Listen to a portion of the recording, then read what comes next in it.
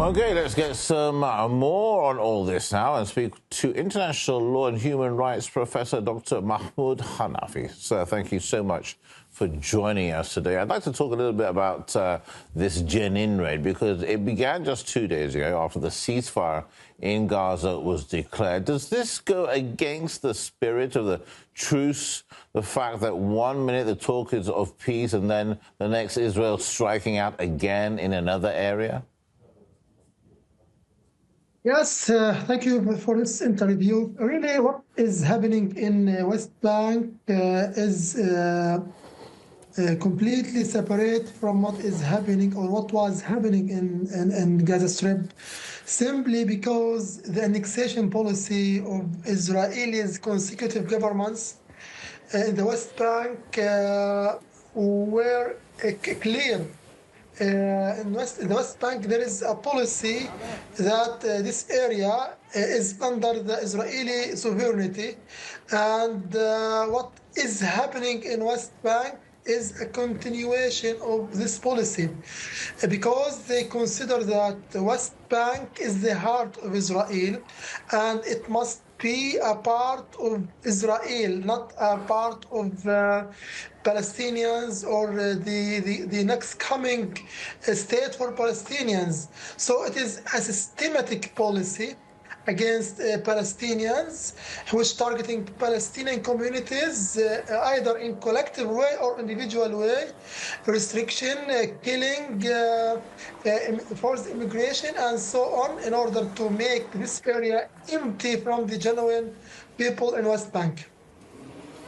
I'd like to get your thoughts on perhaps Netanyahu's mindset here, because, you know, considering Donald Trump's staunch pro-Israeli stance, could this have influenced Israel's decision to escalate military operations so soon after the ceasefire, knowing that there will likely be minimal pushback from Washington?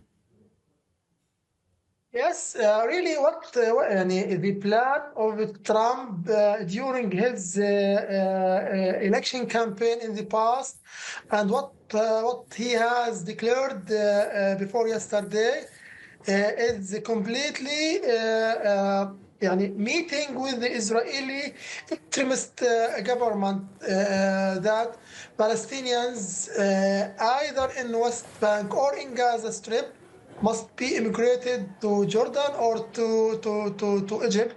And in his plan during the competition for presidency election, he said that it is this West Bank must be a part of Israel.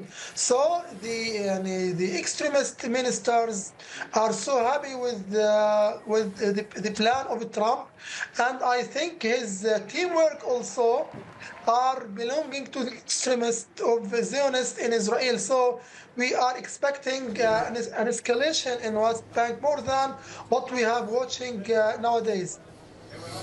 Yeah, very interesting. Professor, you know, the IDF is claiming explosives were found under roads and inside washing machines in the refugee camp.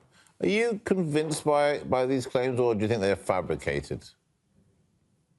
It is fabricated simply because in the past one of these ministers said that it is a shame for international community to accept refugees in spite of decades. What this means that the refugees in the camps, especially in West Bank, these camps must be destroyed, and refugees must be immigrated. I don't know where to anywhere. And also the labeling UNRWA as a terrorist organization undermines its humanitarian mission, which provides vital aid to Palestinian refugees. Also meeting with this policy, really we are expecting a dangerous escalating in West Bank, because the international community, and especially by the supporting of USA, is supporting Israel to the maximum limit. For that, there is no pressure against Israel to stop its killing of the Palestinians or targeting civilians or targeting international organizations. So really we are expecting a dangerous situation. It's quite worrying, Professor, because, Netanyahu quite simply got away with leveling Gaza. Thousands of people lost their lives, hundreds and thousands of buildings damaged and become uninhabitable. It looks like they're doing the same in West Bank. Do you think there are fears that the West Bank could resemble Gaza, just as Netanyahu so clearly got away with it the first time? Yes, what West Bank is waiting for is really a bloody policy because maybe in Gaza Strip they consider that Hamas and its military part is army against Israeli army. Maybe so it is a war between one part and another part, military as they consider military battle.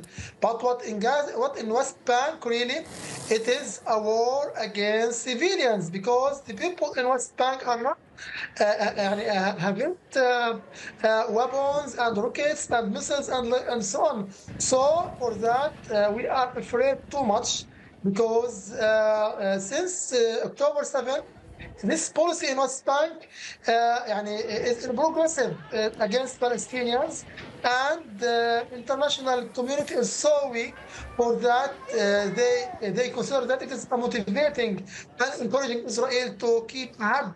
And I hope Egyptian and Egypt or Jordan will face the pressure and talking to them in order to solve the Palestinian cause in a very bad way by immigrating Palestinian people or accepting new refugees to their territories.